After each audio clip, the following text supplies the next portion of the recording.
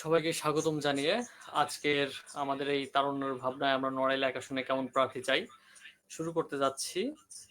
আম, আমি প্রথমেই সানি ভাই থেকে শুরু করতে চাই।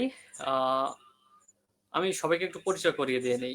আমার সাথে আছে শিহাব আলী সানি ভাই ঢাকা ইউনিভার্সিটি থেকে, রিয়াদ জগন্নাথ ইউনিভার্সিটি থেকে এবং বোরহান উদ্দিন জাহাঙ্গীরনগর বিশ্ববিদ্যালয় থেকে। আমরা সবাই জানি সামনেই আমাদের একটা জাতীয় নির্বাচন আসতেছে। সেক্ষেত্রে হচ্ছে সব বাংলাদেশের সব জায়গায় একটা নির্বাচনী আমেজ বিরাজ করতেছে। সেই জায়গা থেকে নড়াইলেও এই আমেজটা অনেক হচ্ছে। সেই জায়গা থেকে আমরা আহ, কিছু গেস্টদের আমন্ত্রণ জানিয়েছি যারা হচ্ছে আজকে আমাদের নড়াইল এক আসনে কেমন প্রার্থী চাই সেই হিসেবে সেই বিষয়ে কথা বলবেন। আমি প্রথমেই শিহাব আলী সানি ভাইয়ের কাছে জানতে চাইবো, সামনে ভোট, অনুভূতি কেমন? আহ, ধন্যবাদ। মাহফিজ খান, আজকের যে বিষয়টা আসলে নির্ধারণ করা হয়েছে, নড়াইল এক আসনে কেমন প্রার্থী চাই, তরুণের যে ভাবনাটা, তো আসলে নিজের কাছেও অনেক বেশি মানে আবেগের জায়গাতে কাজ করতেছে যে ভোটার হয়েছে। আরো দেখা যাচ্ছে যে 2024-এর যেটা ছিল, 24-এর নির্বাচন, 18 নির্বাচন, দুটাতেই ভোটার ছিলাম, কিন্তু আসলে সৌভাগ্য হয়নি ভোট দেওয়ার। সেই জায়গা থেকে ভোটার হয়েছে আরো 5-7 বছর আগে, কিন্তু প্রথম ভোট দিতে পারা, তো এই জায়গা থেকে আসলে নিজের কাছেও ভালো লাগা কাজ করছে যে আসলে না, আমি একজন ভোটার, যে ভোট দিতে পারবো। সেই জায়গা থেকে আহ নিজের কাছে ব্যাপারটা অনেক বেশি ইন্টারেস্টিং এবং মানে ইমোশনাল জায়গা, যে না, আমি ভোট দিতে পারবো। এই জায়গা থেকে আসলে প্রত্যাশা তো অনেক কিছুই থাকে, যে প্রত্যাশার জায়গা থেকে চিন্তা করলে আমাদের তো আসলে নির্বাচনের যে জায়গাটা, এখানে অনেক বেশি প্রত্যাশা থাকে। এই জায়গা থেকে প্রথম ভোট দিতে পারা, প্রথম আহ কাউকে, আমার আমার ভোটে কেউ একজন নির্বাচিত হবে বা যেই হোক সংসদে যাবে, তো এই জায়গা থেকে আসলে ভালো লাগাটা কাজ করতে অনেক বেশি। ধন্যবাদ সানি ভাইয়া। আমি রিয়াদ এবং বোরহানুদ্দিন দুইজনের দুজনের কাছ থেকেই এই অনুভূতিটা একটু শুনতে চাই। প্রথমে আমি বোরহানুদ্দিন ভাইয়ের কাছ থেকে তার অনুভূতিটা শুনতে চাইবো। ভাই, আপনার অনুভূতিটা কেমন একটু বলতেন। আহ আসলে কেবলই সানি ভাই তো বললোই, আসলে শুধু আমার না, এই অনুভূতিটা আমি মনে করি পুরো বাংলাদেশের সবার, প্রত্যেকের, যারা অলরেডি ভোটার হয়েছে এবং যারা আমার মতো, শেফালি ভাই, সানি ভাইয়ের মতো, মূলত আমরা যে জেনজি জেনারেশন বলতেছি, এই জেনারেশনটা এরকম 5-7 বছর আগেই ভোটার হয়েছে। ঠিক আছে, কিন্তু ম্যাক্সিমামে এরকম ভোট দিতে পারতেছিল না বা ভোট দেওয়ার অংশগ্রহণ করতে পারেনি, এই জন্য তাদের একটা ক্ষোভ ছিল, আক্ষেপ ছিল। তো এই যে একটা যে 5-7 বছরের দীর্ঘদিন ভোট দেওয়ার সম্ভব দিতে পারিনি, এরপর যে এখন নতুন করে সবাই যে এই জুলাই গণ অভ্যুত্থান বা যাইটা যে বলি আমরা, 5ই আগস্টের পরে যে এখন যে নতুন বাংলাদেশের স্বপ্ন দেখতেছে এবং প্রত্যেকটা মানুষই আশাবাদী, প্রত্যেকটা মানুষের মনে একই স্বপ্ন যে আসলে তারা নতুন কিছু পাবে, এই বাংলাদেশ থেকে আগের থেকে বেটার কিছু পাবে যেটা আগে পায়নি, বা এই ভোটের মাধ্যমে তারা নতুন মানুষদেরকে নতুন করে আবার তারা সংসদে দেখতে চায় এবং তাদের এই ভোটের মাধ্যমে বাংলাদেশকে আরো শক্তিশালী এবং মানে বাংলাদেশকে পৃথিবীর বুকে আবার শক্তিশালী হয়ে দাঁড় করাতে পারে, মাথা উঁচু করে দাঁড়াতে পারে, এরকম একটা স্বপ্ন নিয়ে সবাই আশাবাদী। তা সেই ক্ষেত্রে আমিও খুবই আশাবাদী এবং মনের দিক থেকে আলাদা ভালো লাগা কাজ করতেছে যে না, আমি ভোট দিতে পারবো। এবং সেই সঙ্গে আশাবাদী যে এবার আশা করি যে আইন শৃঙ্খলা বাহিনী বা অন্যান্য সবকিছুই ঠিক থাকবে, যেভাবে যা দেখতেছি দেশের সার্বিক পরিস্থিতি বা পরিবেশ, মোটামুটি আমার কাছে মনে হচ্ছে যে নির্বাচন সুষ্ঠুভাবে হবে এবং হচ্ছে সবাই আমরা ভালো ভালো এসে ভালোভাবে বা সক্রিয়ভাবে আমরা ভোট দিতে পারবো নিজ নিজ কেন্দ্রে, যেটা পূর্বে অথবা অনেকে দিতে পারেনি। তো এই ক্ষেত্রে আসলে সক্রিয় এটা আমার খুব ভালো লাগতেছে। ধন্যবাদ বোরহানুদ্দিন ভাই। রিয়াদ, আপনারা হয়তো একটি প্রথম ভোট জাতীয় কোনো নির্বাচনে, আপনার অনুভূতি কেমন? প্রথমেই ধন্যবাদ জানাতে চাই আমাদের বিজ্ঞ উপস্থাপক মাহমুদ মোহাম্মদ খানকে এত সুন্দর একটা আয়োজন করার জন্য। এখন আমার আহ, প্রত্যাশা বা প্রাপ্তির এই জিনিসটা যদি বলেন, কেমন জনপ্রতিনিধি আমি চাই, আগে আমাদের ক্লারিফাই করতে হবে জনপ্রতিনিধি শব্দটার অর্থ কি। জনপ্রতিনিধি কি? জনপ্রতিনিধি হচ্ছেন তিনি, যিনি জনগণের প্রত্যক্ষ এবং পরোক্ষ ভোটের মাধ্যমে, প্রত্যক্ষ বা পরোক্ষ ভোটের মাধ্যমে জনগণকে প্রতিনিধিত্ব করতে পারে। একটা নির্দিষ্ট সময়, একটা নির্দিষ্ট স্থানের জন্য জনগণের বিভিন্ন কল্যাণমূলক কাজের জন্য বা আইন প্রণয়নের জন্য জনগণকে প্রতিনিধিত্ব করবেন। এরকম ব্যক্তি হচ্ছে জনপ্রতিনিধি। জন সো এবার যেহেতু একটা ফেয়ার ইলেকশনের সম্ভাবনা আমাদের সকলের সামনে আছে, বা আমাদের তারুণের প্রথম ভোট আমরা প্রদান করতে যাব, কিন্তু আমাদের সকলেরই, সবার মতো আমার ভিতরেও অনেক প্রত্যাশা এবং আশা আহ, ব্যঞ্জনা কাজ করছে যে আমরা সুন্দর একটা ভোটের মাধ্যমে আমরা আমাদের যোগ্য প্রতিনিধি নির্বাচন করতে পারবো। ধন্যবাদ রিয়াদ। আমি মূল আলোচনার আগে আমি একটু আমার অতিথিদের কাছ থেকে জানবো যে হচ্ছে আমরা নতুন মানুষের কাছে যখন পরিচিত হই, তখন যখনই শোনে যে আমাদের বাড়ি হচ্ছে নড়াইলে, তখন হচ্ছে আমরা তখন বলি যে আমাদের এই ঐতিহ্য আছে, ওই ঐতিহ্য আছে। আমি সানি ভাইয়ের কাছ থেকে একটু শুনতে চাই যে ভাই, আপনার কাছে যদি নতুন কেউ পরিচিত হয়, তখন আপনি কি বলেন যে আপনার নড়াইলে গর্বের বিষয় কোনটা আসলে?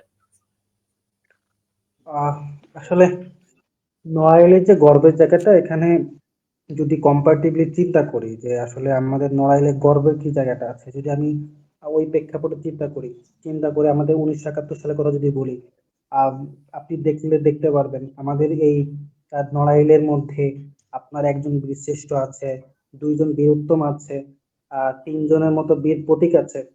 তো মুক্তিযোদ্ধার দিক দিয়ে আপনি যদি চিন্তা করেন, সেখানে কিন্তু বাংলাদেশের আহ নড়াইল জেলাকে আসলে পিছিয়ে রাখার কোনো সুযোগ নেই। এর পরবর্তীতে নড়াইল জেলা থেকে আরো কিছু বিখ্যাত ব্যক্তি এখান থেকে বের হয়েছে। আমরা যদি বলি এস এম সুলতানের কথা, আমরা আমাদের সাথে চলে আসে। হয়তোবা তিনি এখানে জন্মগ্রহণ করেন নাই, কিন্তু প্রত্যেক সূত্রে তিনি নড়াইলের বাসিন্দা বলে পণ্ডিত রবিশঙ্কর, নৃত্যশিল্পী উদয় শঙ্কর ছিলেন। তো এই যে বিখ্যাত বিখ্যাত ব্যক্তি, তাছাড়া আমাদের এখানে নড়াইলের আরো একজন বিখ্যাত ব্যক্তি আছেন, আমাদের সাহিত্যিক নিহাররঞ্জন আহ, যে গুপ্ত। তো এই জায়গাটা থেকে আসলে যদি আমরা বলি, এই জায়গাটা আসলে আমরা তাদের নিয়ে অনেক বেশি গর্ববোধ করি যে আমাদের কিছু বিখ্যাত ব্যক্তি আমাদের নড়াইল জেলাতে ছিল। তো ওই জায়গা থেকে যদি আমরা চিন্তা করি, তাছাড়া আরো কিছু বিখ্যাত ব্যক্তি এখান থেকে বের হয়েছে। ওই জায়গাটা আসলে আমাদের গর্বের জায়গা ছিল। তো কিন্তু আসলে আহ, এই সেই গর্বটা আসলে আমাকে ওটা ধরে রাখতে পারছি, সেটা এখন অনেক বেশি প্রশ্নের ব্যাপার হয়ে দাঁড়িয়েছে। আচ্ছা, পরবর্তী শিহাব আলী ভাই, প্রজন্ম। আমরা সেই প্রশ্নে আসবো। আমি এখন মূল আলোচনায় চলে যাচ্ছি। আমি বোরহানুদ্দিন ভাইয়ের কাছে এখন যাব।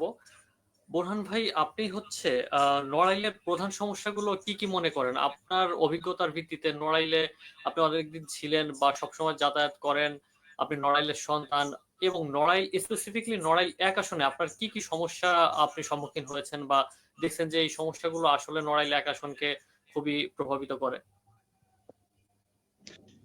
আসলে ধন্যবাদ মাহাতির খান তোমাকে, যে একটা সুন্দর প্রশ্ন আমাকে করছো এবং কিছু বলার সুযোগ দান করছো। আসলে নড়াইলের সমস্যায় অনেক, ঠিক আছে, কোনটা বলবো, নড়াইলের অনেক সমস্যা আছে। তার ভিতর প্রধান তো যে সমস্যাটাকে আমি মনে করি সেটা হচ্ছে যে নড়াইল, আমি যদি বলতে চাই যে আমরা দেখি যে সব জায়গায় কিন্তু দেখো যে শিক্ষার ক্ষেত্রে কি কি পিছিয়ে আছে। শিক্ষার ক্ষেত্রে মূলত আমাদের নড়াইলের ভিতরে কোনো যে একটা ভার্সিটি বা বিশ্ববিদ্যালয়, এটা এখনো গড়ে উঠতে পারেনি। সেই 1971 সালে বাংলাদেশ স্বাধীন হয়েছে, দেখা যাচ্ছে অন্যান্য জায়গায় ঘটছে। আমাদের পাশে গোপালগঞ্জ আছে, যশোর আছে, কি খুলনা আছে, কিন্তু আসলে আমাদের নড়াইলে ওরকম ভাবে কোনো বিশ্ববিদ্যালয় বা ভার্সিটি এখনো নেই। যার কারণে আমাদের শিক্ষা ক্ষেত্রে আমাদের যে নড়াইলের মানুষ জনগণ এখনো পিছিয়ে, এটা আসলে বলার অপেক্ষা রাখে না। এরপরে যদি বলতে চাই যে আসলে আমাদের নড়াইলে প্রধান যে সমস্যা, এর ভিতর অন্য আরো সমস্যার ভিতর একটা হচ্ছে যে আমাদের যে অনেক রাস্তাঘাট যেগুলো এখনো মানে খুবই অনুন্নত, এবং এগুলো মানুষের যে যোগাযোগ ব্যবস্থা, ঠিক আছে, এটা এখনো আসলে অনেক পিছায় আছে। যার কারণে মানুষ দেখা যাচ্ছে যে বেশি দূরে লেখাপড়া করা বা অন্য যাতায়াতে যাইতে পারতেছে না। হ্যাঁ, একটা মানুষ অসুস্থ ইমার্জেন্সি, দেখা যাচ্ছে আমাদের এমন হসপিটাল আছে যেগুলোতে অ্যাম্বুলেন্স নেই। এর কারণে কি হচ্ছে, হচ্ছে যে সেই রোগীটার অবস্থা খুবই মানে ক্রিটিক্যাল, এমনকি যাত্রাপথে সে মারা যাচ্ছে। এই যে হসপিটাল বলি, চিকিৎসা বলি, রাস্তাঘাট বলি, এইগুলো হিউজ সমস্যা। এরপরে আমি যদি বলি, দেখি যে আমাদের নড়াইলের একটা ব্রিজ হচ্ছিল, বারুইপাড়া ব্রিজ, যেটা আমাদের কালিয়াতো নড়াইলের সাথে প্রধান যোগাযোগের যে মাধ্যমটা। হ্যাঁ, যে এই যোগাযোগটা কিন্তু অনেকটা ইয়ে হয়ে গেছে, যে আসলে এইখানে দুর্নীতি হোক যাই হোক, যার কারণে ব্রিজটা অনেক আগে শুরু হলেও এখন পর্যন্ত তার কোনো বাস্তবায়ন ফলপ্রসূ নাই। হ্যাঁ, এরপরে আরেকটা বড় যে সমস্যাটা প্রধানত আমার চোখে ভাসে যে নড়াইলে বিভিন্ন বিশৃঙ্খলা, মারামারি, দাঙ্গা হাঙ্গামা লেগেই আছে। কোনো প্রশাসনই এসে আসলে এর সঠিক যে একটা পদক্ষেপ নিয়ে একটা সুশৃঙ্খল রাখবে, এরকম কোনো পদক্ষেপ আসলে দেখতেছি না। প্রতিনিয়তই মানুষজন মানে মারা যাচ্ছে। হ্যাঁ, এই 2 দিন আগেও এরকম 2জন না 3জন মারা গেল মানুষ সে গ্যাঞ্জাম লেগে। তো এরকম প্রতিনিয়ত এইগুলো বেঁধেই আছে, এবং এর জন্য যারা জনপ্রতিনিধি, আমরা মনে করি না যে ওরকম সঠিকভাবে আসলে তারা ভূমিকা পালন করতে পারতেছে এখনো। তো এই হচ্ছে প্রধান সমস্যা। আর আরো যদি প্রধান সমস্যা বলি, এর ভিতরে বেকার সমস্যা একটা আছে এখনো, যে নড়াইলের মানুষজন এখনো অনেক মানুষ আছে যারা কি করতে পারতেছে না, কোনো আসলে লেখাপড়া শিখতেছে কিন্তু জব হচ্ছে না, বা অনেকেই আছে যে তারা তাদের কারিগরি দক্ষতা বা অন্যান্য টেকনোলজি কোনো প্রশিক্ষণ নাই, কোনো দক্ষতা নাই, কোনো ওরকম কোনো ইনস্টিটিউট আসলে নড়াইলে ওইভাবে নেই যেগুলো থেকে মানুষ আসলে এইভাবে শিক্ষিত বা টেকনোলজিক্যালি বা কারিগরি দক্ষতা নিয়ে বাইরের কান্ট্রিতে যাবে বা দেশের ভালো কোনো একটা সেক্টরে যাবে। এই একটা প্রধান সমস্যা আমি দেখতেছি। তো এই হচ্ছে মোটামুটি আমার কাছে মনে হলো এই সমস্যাগুলোই প্রধানত মেজর। ধন্যবাদ বোরহান ভাই। আপনি মূলত শিক্ষা বা হচ্ছে অবকাঠামোগত যে এই উন্নয়নগুলো হচ্ছে না নড়াইলে, তারপর হচ্ছে চিকিৎসার বিষয়গুলো বললেন। রিয়াদ, আপনার চোখে আসলে নড়াইল এক আসনে কি কি সমস্যা আপনি আইডেন্টিফাই করেছেন? আমার চোখে বেশ বোরহানুদ্দিন ভাইয়ের সাথে অনেক কিছুই আমার মিলে যাবে। তারপরেও স্পেসিফিক কিছু জিনিস আমি খেয়াল করেছি। সেগুলোর মধ্যে অন্যতম হচ্ছে, আমরা সাধারণত নড়াইলের মানুষ একটু কর্মবিমুখ। কর্মবিমুখ বলতে কেমন? এই কর্মবিমুখতার পেছনে কারণটা কি? কারণ আমাদের এখানে কর্মসংস্থানের সুযোগ সুবিধা অত্যন্ত কম। আমাদের কর্মসংস্থান বলতে এখানে শুধুমাত্র কৃষির উপর নির্ভরশীল আমরা। এখানে কৃষি ছাড়া অন্যান্য যে শিল্প কলকারখানা এগুলো গড়ে উঠবে, এরকম কোনো প্রতিষ্ঠান আমাদের এইদিকে লক্ষ্য করা যায় না। এছাড়া জনপ্রতিনিধি যারা নির্বাচিত হন, তারা মূলত ভোটের দিন পর্যন্ত তাদের যে ইশতেহার গুলো থাকে ওইগুলো তাদের মনে থাকে।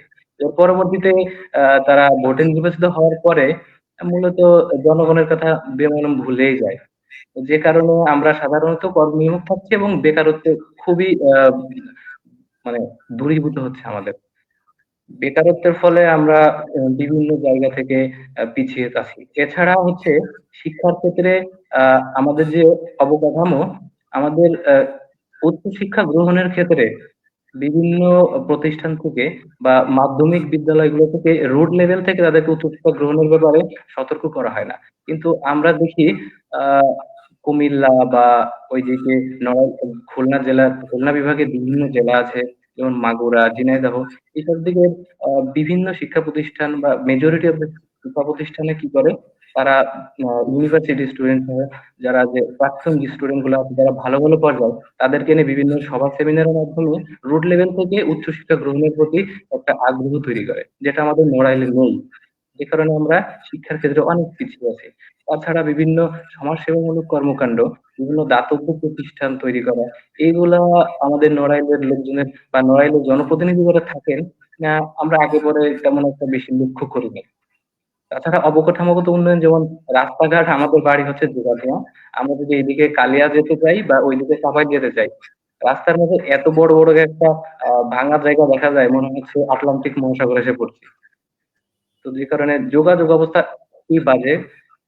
আর তাছাড়া আছে দারিদ্র, মানে নগরের লোকজন, ওই যে যেটা বললাম আমি আগে, যে আহ, কৃষি ছাড়া অন্য কোনো সেক্টরে তেমন কোনো তাদের সুযোগ সুবিধা নাই, এই কারণে তারা দারিদ্র্যের কষাকাছি জর্জরিত। ধন্যবাদ আমার রিয়াদ। চোখে আমি একইভাবে সানি ভাইয়ের কাছে সেম প্রশ্নটাই করব যে নড়াইল এক আসনে আপনি কি কি সমস্যা আপনার অভিজ্ঞতার মাধ্যমে দেখেছেন বা আপনি মনে করেন যে এই সমস্যাগুলো নড়াইল এক আসনে খুব প্রকট আকার ধারণ করেছে?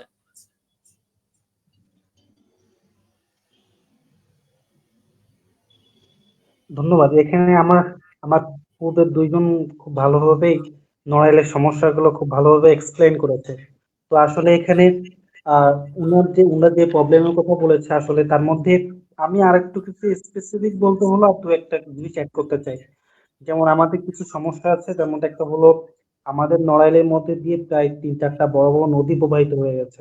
তো নদী প্রবাহিত হওয়ার ফলে আমাদের যেমন আমরা কালিয়া বলি, কালিয়ার মধ্যে যেমন নবগঙ্গা, মধুমতি। তো তো এই নদীর পাড় দিয়ে কিছু যারা বসবাস করে এই জায়গাটা নদী ভাঙনে অনেকেই শিকার হচ্ছে। তো নদী ভাঙনের যে জায়গাটা হচ্ছে, যেমন এই নদী ভাঙনের ফলে প্রতিনিধিরা কি আসলে এই নদী ভাঙনের জন্য মানে এই প্রতিরোধ করার জন্য যথাযথ ব্যবস্থা নিচ্ছে কিনা, সেটা একটা বড় প্রবলেম হয়ে দাঁড়িয়ে দেখা দিয়েছে। আমরা দেখতে পেয়েছি নড়াইলের বেশ কিছু এলাকা যেখানে অনেক মানুষ নদী ভাঙনের শিকার। তো এই মানুষগুলো আসলে নদী ভাঙনের শিকারের ফলে তাদের জমি ভিটা মাটি যা ছিল শুধু নদীতে নদী গর্ভে তলিয়ে যাচ্ছে। তো এই জায়গাটা একটু আমার মনে হয় একটু সমস্যার জায়গা আছে। আর একটা জায়গায় আমি একটু অ্যাড করতে চাই, সেটা হলো আমাদের মধ্যে কিন্তু মাদকের যে প্রবণতা, মাদক এবং কিছু সামাজিক সমস্যা আছে, এই জায়গাটা আসলে আমাদের একটু হাত দেওয়া দরকার। মাদক তো আসলে আমাদের মধ্যে এমন ভাবে চেয়ে গেছে, তো আসলে তরুণ প্রজন্ম ধ্বংসের পিছনে এই মাদক অন্যতম একটা কারণ। এই যে একটু আগে আমার আগে যে ভাই বলে গেলেন, রিয়াদ ভাই, এখানে কিন্তু উনি বলেছেন কর্মবিমুখতা। তো আসলে মানুষ যখন কর্মবিমুখ থাকে তার মধ্যে মাদক গ্রহণের প্রবণতা কিন্তু আরো আরো বেড়ে যায়। তো এই মাদক গ্রহণের ফলে কি হচ্ছে, মানে যারা কম শিক্ষিত বা যারা মাদকের সাথে মানে মাদক বা আর্থিকভাবে সমস্যাগ্রস্ত বা যারা সচেতনতার অভাব, এই সকল মানুষগুলো দেখতেছি যে মাদকের সাথে জড়িয়ে যাচ্ছে। এবং সবচেয়ে বেশি আমরা রিসেন্টলি যে প্রবলেমটা দেখা দিয়েছে, আমরা খুব ভালোভাবে ফেস করতেছি, সেটা হলো যারা আমাদের সমসাময়িক বা আমাদের থেকে জুনিয়র বা মাত্র এসএসসি বা শেষ করেছে বা ইন্টারে যাচ্ছে, তাদের মধ্যে মাদক গ্রহণের প্রবণতা অনেক বেশি, অনেক বেশি। তো তারা মাদকটাকে কেমন যেন একটা মানে ন্যাচারাল বা সিম্পল বিষয় মনে করতেছে।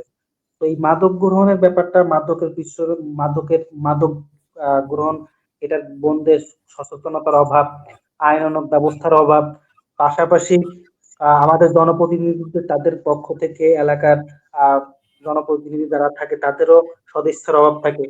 এছাড়া আরো কিছু সামাজিক সমস্যা আছে। এই সামাজিক সমস্যা, কাঠামোগত দুর্বলতা, রাস্তাঘাটের যে অবস্থা, আমাদের গ্রামীণ উন্নয়ন নাই বললেই চলে। গ্রামীণ উন্নয়নের দিক থেকে যদি চিন্তা করি, এখন আমাদের অনেক জায়গায় বিদ্যুৎ এখন অনেক জায়গায় পৌঁছায় নাই। অনেক জায়গায় দেখা যায় যে তাদের মধ্যে তারা সামাজিক যোগাযোগ মাধ্যম বলি বা অন্য যে সামাজিক যে মিডিয়া গুলো আছে এগুলো ব্যবহার করা কম, বা এই সচেতনতার অভাব এবং সামাজিক কিছু প্রবলেমের আমি আসলে আমার চোখে ধরা পড়েছে। বাকি আমার আগে দুই বক্তা যারা বলে গিয়েছেন, যারা কথা বলেছেন, মোটামুটি এই বিষয়গুলো চলে আসছে আর কি। ধন্যবাদ।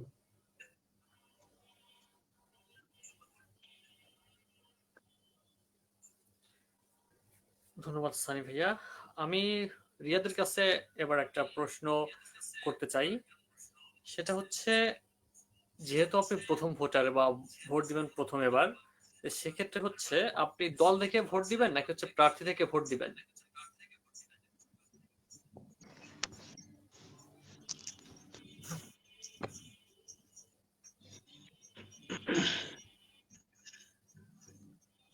রিয়াদ, আপনি কি শুনতে পারছেন?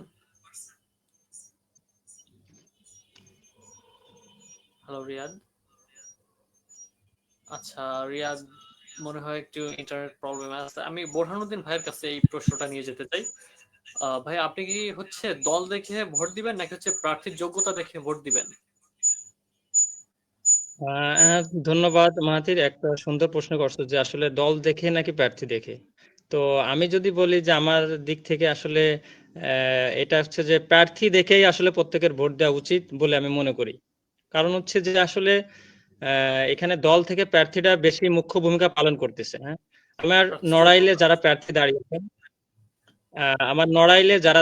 প্রার্থী হিসেবে, প্রতিনিধি হিসেবে যারা দাঁড়িয়েছেন, আসলে এইখানে আমার দেখা উচিত যোগ্য প্রার্থীকে, কে সৎ, কে হচ্ছে যে আসলে আমাদের ভবিষ্যতে নড়াইলের প্রতি কার মায়া বা ভালোবাসা বা টান, যে নারীর টান যেটাকে বলি, সেইটা আছে, কাজ করে কিনা।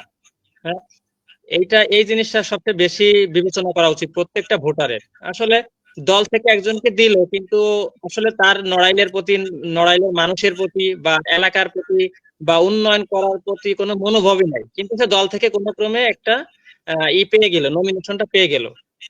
ঠিক আছে, এই ক্ষেত্রে আসলে সে কিন্তু আসলে কাজ করবে না, দলেরই কাজ করবে, দলের উন্নয়ন চাবে, কিন্তু সে নড়াইলের মানুষের বা এলাকার উন্নয়ন, এগুলো আসলে তার জন্য মুখ্য বিষয় দাঁড়াবে না।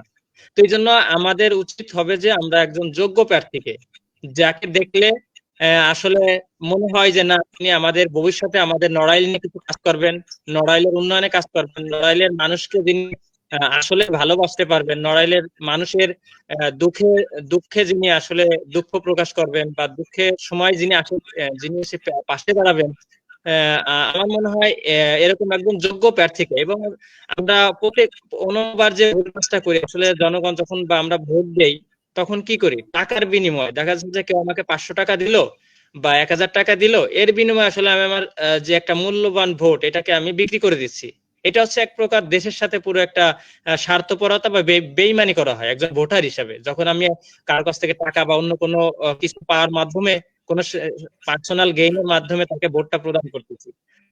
এই জন্য আমাদের সতর্ক থাকতে হবে যে আমরা যদি একজন যোগ্য প্রার্থী, সৎ, যিনি আসলেই কাজ করবে, এরকম একজন প্রার্থীকে যদি আমরা আমাদের ভোটটা প্রদান করি, এবং তিনি যদি আসলেই আমার ভোটের মাধ্যমে নির্বাচিত হতে পারেন, এর মাধ্যমে আসলে আমরা নড়াইলবাসী সবাই উপকৃত হবে বলে আমি মনে করি।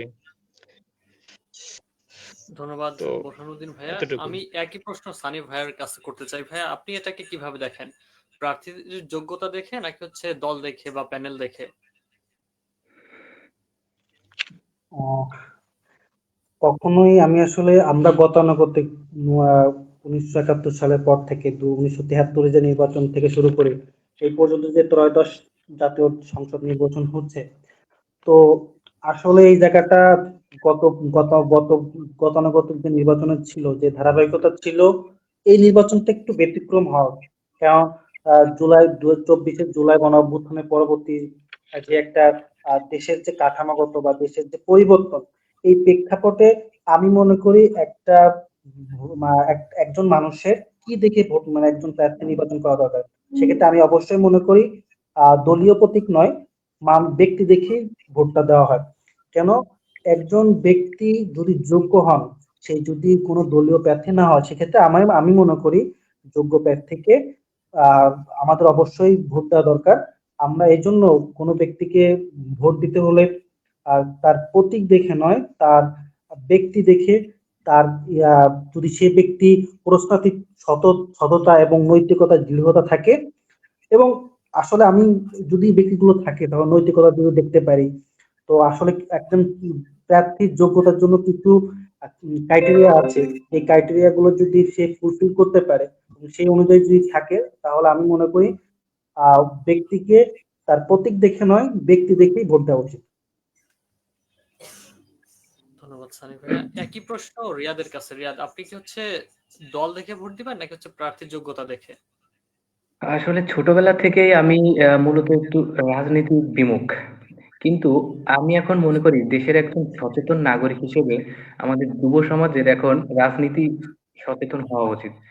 যেখান থেকে আমি মনে করি যে ব্যক্তিরা একদম প্রপারলি সৎ এবং দেশের জনগণের স্বার্থে কাজ করবেন, দেশের ভবিষ্যৎ নিয়ে ভাববেন, এবং রাজনৈতিক পথ পরিক্রমাকে একটা সুষ্ঠু এবং সুন্দর দিকে অগ্রসর করবেন।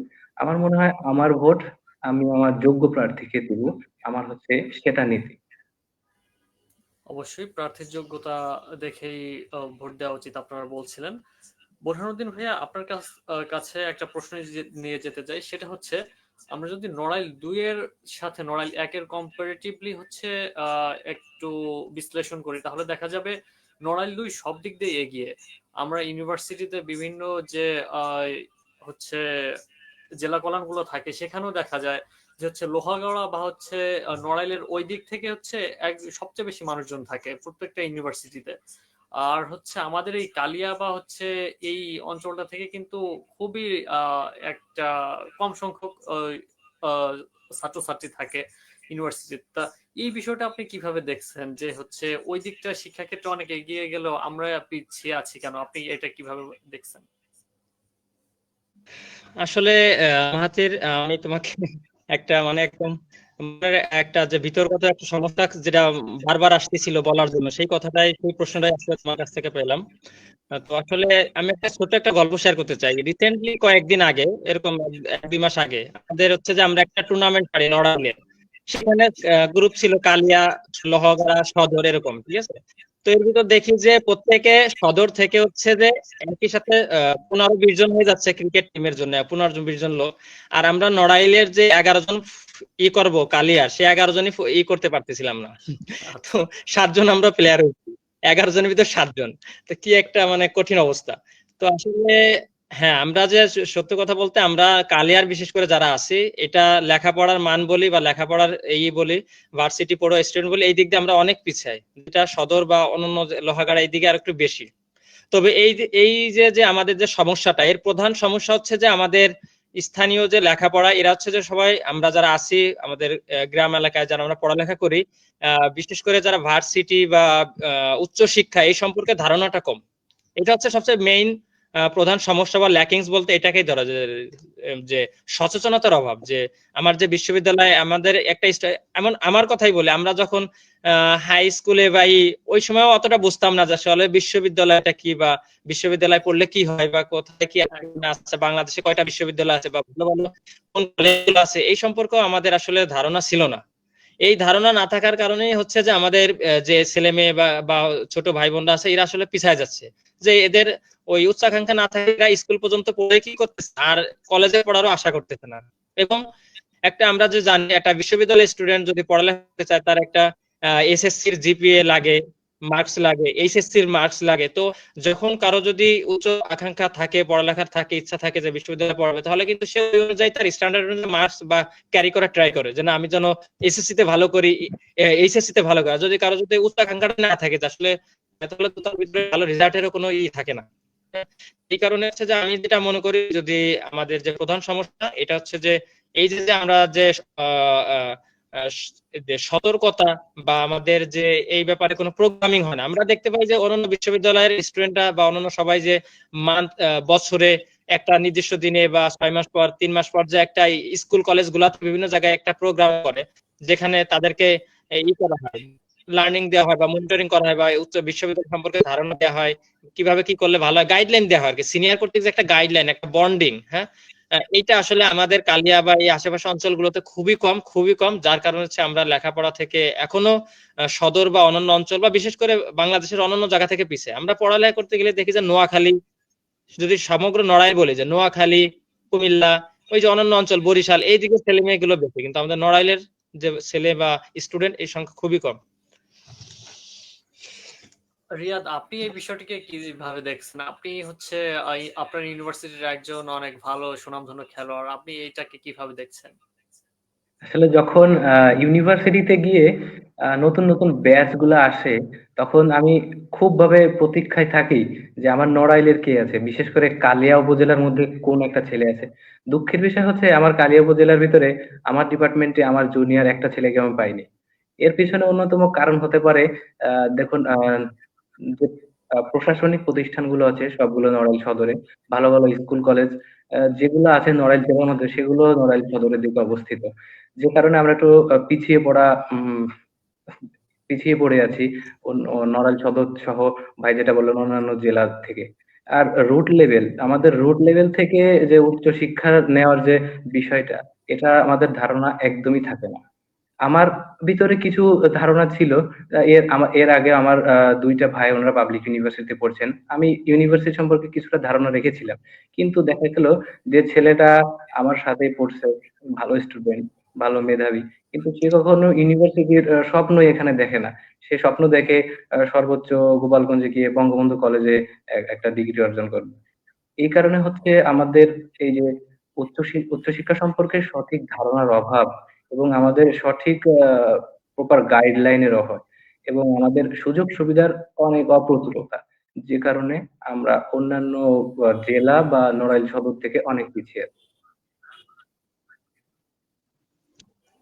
ধন্যবাদ রিয়াদ। আমাদের মৌলিক চাহিদার অন্যতম একটা চাহিদা হচ্ছে চিকিৎসা, কিন্তু আমাদের যে কালিয়া উপজেলা বা হচ্ছে আমাদের নড়াইল 1 আসন, এখানে হচ্ছে আপনার যদি একটা ব্যান্ডেজ লাগাতে যাইতে হয়, তাহলে হচ্ছে কালিয়া স্বাস্থ্য কমপ্লেক্সে যাইতে হয়। একটু বেশি সিরিয়াস হলে তাকে কিন্তু আর ওখানে নেয় না।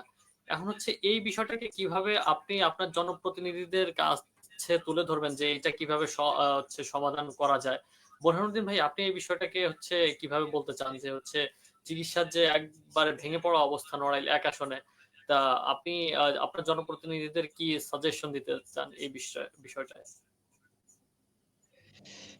আসলে মানুষের বেঁচে থাকার যে কয়েকটা মৌলিক অধিকার বা অধিকার যেগুলো আমরা মনে করি তার ভিতরে হচ্ছে চিকিৎসার একটা আছে। তো আসলে চিকিৎসার এই ক্ষেত্রে জনপ্রতিনিধিদের কাছে আসলে এই বিষয়ে বারবারই বলা হয় এলাকা থেকে, বা জনগণ বারবারই বলে কোনো না কোনো বিষয় বলে, কিন্তু আসলে এই বিষয়গুলো তারা আছে যখন নির্বাচনের সময় হয় বিভিন্ন প্রতিশ্রুতি দেয় যে না আসলে আমরা হসপিটাল নিয়ে কাজ করব, আমরা অ্যাম্বুলেন্স দিব, আমরা এই করব সেই করব, কিন্তু আসলে দিন শেষে এর কোনো ফলই হয় না। ঠিক আছে। এরপরে এই জন্য হচ্ছে যে আমরা যেটা করতে পারি যে আমরা এলাকার বা যারা উচ্চ শিক্ষা এই লেভেলে আছে, স্টুডেন্ট আছে বিভিন্ন বিশ্ববিদ্যালয়ে পড়া, বা আরো যারা সিনিয়র গণ্যমান্য মুরব্বী আছে, এদেরকে একতাবদ্ধ হয়ে এলাকায় আগে সচেতনতা বৃদ্ধি করে একটা জনসমাবেশ বা একটা সমাবেশ করে একটা সভা আয়োজন করে এই সম্পর্কে আরো সচেতনতা বৃদ্ধি করে হচ্ছে যে আমরা জনপ্রতিনিধি বরাবর তাদের কাছে উপস্থিত হয়ে, নিজেরা সবাই যে উপস্থিত হয়ে তাদেরকে আমরা এই বিষয়টা অবগত করতে পারি এবং এমন ভাবে প্রতিশ্রুতিবদ্ধ করাতে পারি যাতে তারা অবশ্যই যদি নির্বাচনে আহ, জয়লাভ করে বা আসে, তারা যেন এই বিষয়টা অবশ্যই দেখে। এইভাবে আমরা করাতে পারি আর কি। ধন্যবাদ বোরহানুদ্দিন ভাই। আমি এখন একটু বলতে চাই যে হচ্ছে আমাদের বর্তমান নড়াইল এক আসনের কি অবস্থা। ভাইয়া একটু আগে বলছিলেন যে হচ্ছে কিছুদিন আগে হচ্ছে কলাবাড়িয়ায় খুন হয়েছে, বা এরকম আমরা প্রায় শুনতে পাই যে হচ্ছে অমুক জায়গায় মারামারি হচ্ছে, অমুক জায়গায় হচ্ছে খুন হয়েছে।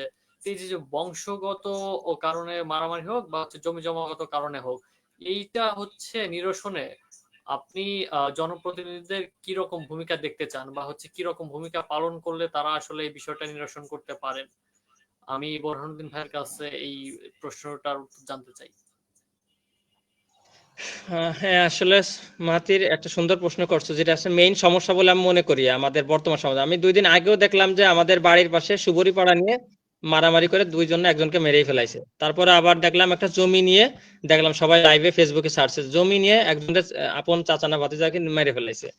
তো আসলে এই ক্ষেত্রে আমি যেটা দেখি যে আমাদের জনপ্রতিনিধি বা জনপ্রশাসন, যে এই প্রশাসন লেভেলটাই হচ্ছে একদম ভঙ্গুর অবস্থা আমি যদি বলি। কারণ হচ্ছে যে যে যে লোকটা অন্য আর একজনকে হত্যা করতেছে, মারতেছে, সেই লোকটাই দেখা যাচ্ছে যে মাত্র কয়েক মাস জেল খাটতেছে, এরপরে আবার সে দিব্যি ঘুরে বেড়াইতেছে।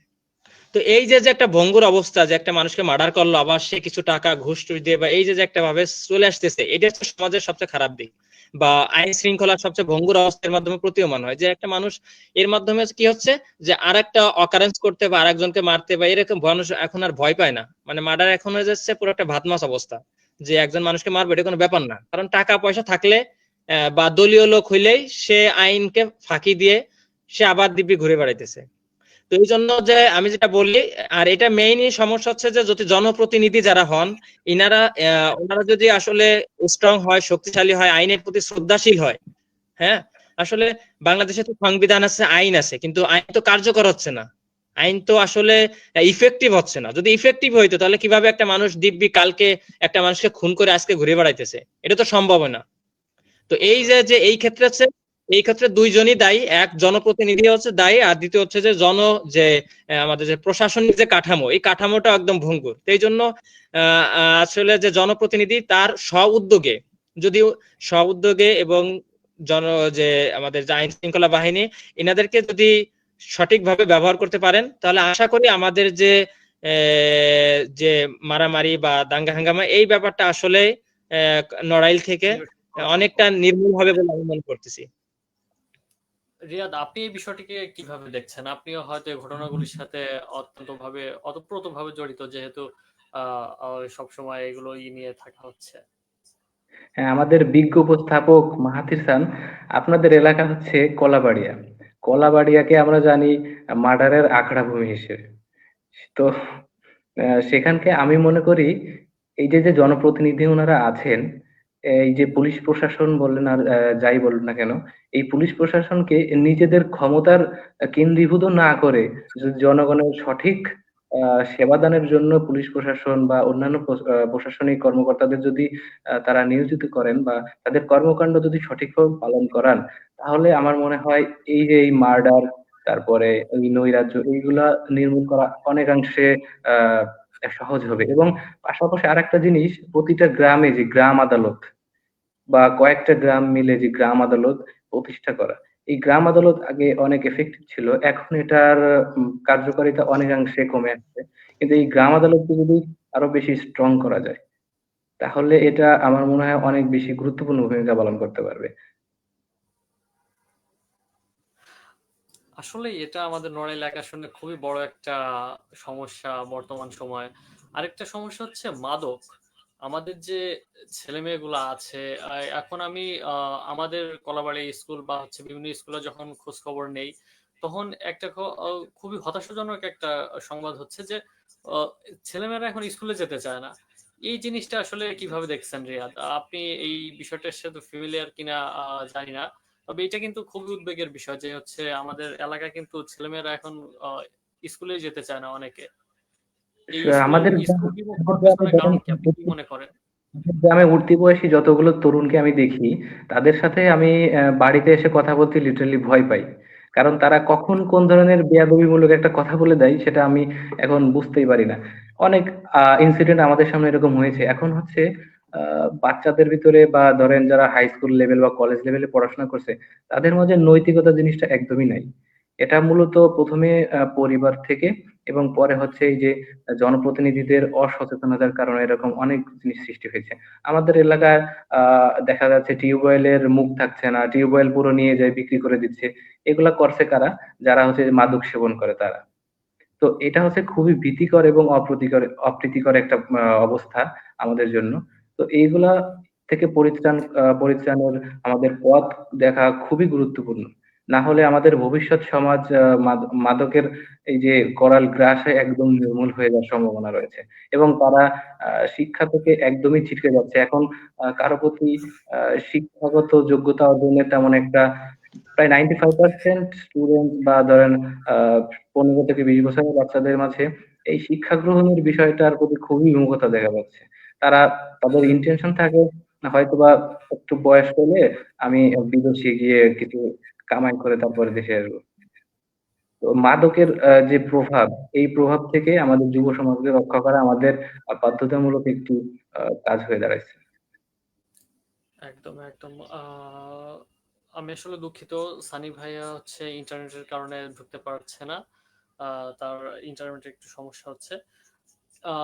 বোরহানুদ্দিন ভাইয়া, এই সমস্যাটাই হচ্ছে জনপ্রতিনিধিরা কিভাবে হচ্ছে যদি ওই নিরসন করতে চায়, তাহলে কিভাবে তারা ভূমিকা রাখতে পারে? এই যে মাদকের যে বিষয়টা, এই যে স্কুল যে বিমুখ হয়ে যাচ্ছে, এই জায়গাটায় হচ্ছে একজন প্রতিনিধির ভূমিকা কি? নড়াইল আকাশনের যিনি ভবিষ্যৎ প্রতিনিধি হবেন, তার ভূমিকাটা কি হতে পারে যে হচ্ছে এই ছেলে মেয়েদের স্কুলে নিয়ে যাওয়ার পেছনে বা হচ্ছে মাদক নিরসনের পেছনে তিনি কিভাবে ভূমিকা রাখতে পারেন? হ্যাঁ, ধন্যবাদ মাহাথির তোমাকে সুন্দর একটা প্রশ্ন করার জন্য। হচ্ছে যে একজন জনপ্রতিনিধি আসলে এই ক্ষেত্রে বিশেষ ভূমিকা রাখতে পারে হচ্ছে যেভাবে, সেটা হচ্ছে যে তিনি হচ্ছে যে স্কুলে কিভাবে আসলে, আমরা একটা কথা বলি না, আসলে রোগ আসার আগে বা রোগ করার আগে প্রতিরোধের ব্যবস্থা বেটার হয়।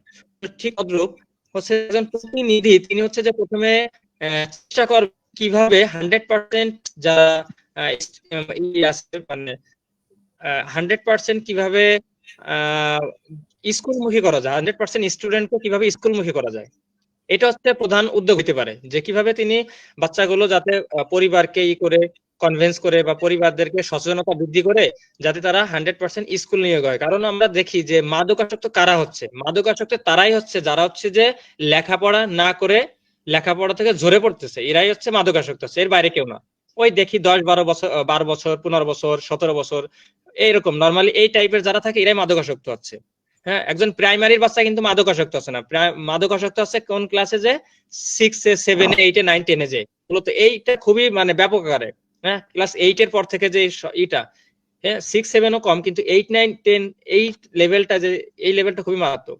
তো এই ক্ষেত্রে হচ্ছে একজন জনপ্রতিনিধি তিনি আগে স্কুলের প্রতি যদি সুনজর দেন, আমরা দেখি একজন জনপ্রতিনিধি কি করেন, বিভিন্ন সভা সমাবেশ অনেক কিছুই করে, কিন্তু আসলে স্কুল লেভেলে বা স্কুলের প্রতি সুনজরটা আসলে তাদের থাকে না ওইভাবে, তাদের আসলে জানি না সময়ও হয় না। কিন্তু আসলে একটা এলাকার উন্নয়ন, একটা এলাকার যদি কেউ ভালো কিছু করে বা ভালো কিছু, আসলে স্কুলকে কেন্দ্র করে, কিন্তু একটা মানুষের জীবনের কারিগর হচ্ছে একটা স্কুল। সে যদি স্কুল লেভেলটা ভালোভাবে পার করতে পারে, কলেজ লেভেলটা ভালোভাবে পার করতে পারে, আশা করি সে ভালো এক জায়গায় যাইতে পারবে। এই জন্য আর হচ্ছে যে যাদেরকে এখানে আইনি ব্যবস্থা কঠোর হইতে হবে। হ্যাঁ, এলাকায় অনেক আমরা জানি কে কে মাদক ব্যবসায়ী আছে, এটা কিন্তু সবাই জানে, জানে না যে এমনটা না, সবাই জানে, তুমিও জানো আমিও জানি যে এলাকায় কে কে মাদকের ব্যবসা করতেছে, কোত্থেকে মাদকটা আসতেছে। কিন্তু সমস্যা কি, দেখা যাচ্ছে যে মাদক ব্যবসা করে তারা কেউ কিছু বলতে ভয় পাচ্ছে। হ্যাঁ, সাধারণ জনমানুষ এটা বলতে ভয় পাচ্ছে, কারণ তার জন্য জীবনের হুমকি আছে। তাকে যদি কেউ কিছু বলে, দেখা যাচ্ছে তার জীবনের রিস্ক আছে, এই জন্য বলতে চাচ্ছে না। এই জন্য একজন জনপ্রতিনিধি বা আইন যদি স্ট্রং হয়, শক্তিশালী হয়, দেখা যাচ্ছে যে যে ব্যবসা করতেছে তাকে যদি নির্মূল করা যায়, দেখা যাচ্ছে মাদকের থাকবে না। আরেকটা হচ্ছে যে মানুষ আজকে বেশি বেশি মাদকাসক্তের স্কুল ধরার কারণেই তো মাদকাসক্ত। আর স্কুল ধরে পড়ার প্রধান কারণ হচ্ছে একটা যে মোবাইল ডিভাইস, এই যে ডিভাইস আছে।